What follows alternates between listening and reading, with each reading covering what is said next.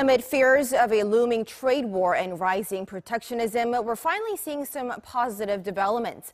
11 countries are set to ink a mega free trade pact, and our Hyesung introduces us to the comprehensive and progressive agreement for Trans-Pacific Partnership.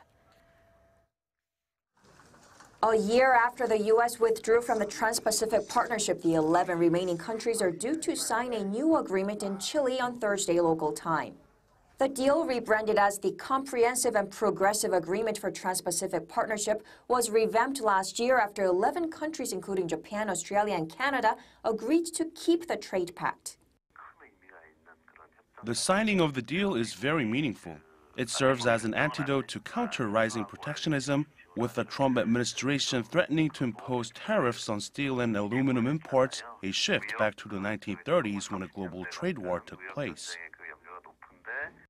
The TPP would have represented around 1/3 of world trade. Yet even without Washington, the 11 remaining states represent over 13% of the world economy, or $10 trillion. The CPTPP spans a market of near 500 million people, greater than the European Union. It aims to cut import tariffs and drops around 20 clauses on intellectual property regulations that had been demanded by the U.S. It will go into effect 60 days after it's ratified by at least 6 member countries. South Korea is not a member of the CPTPP, but it has bilateral free trade deals with 9 of the 11 members other than Japan and Mexico.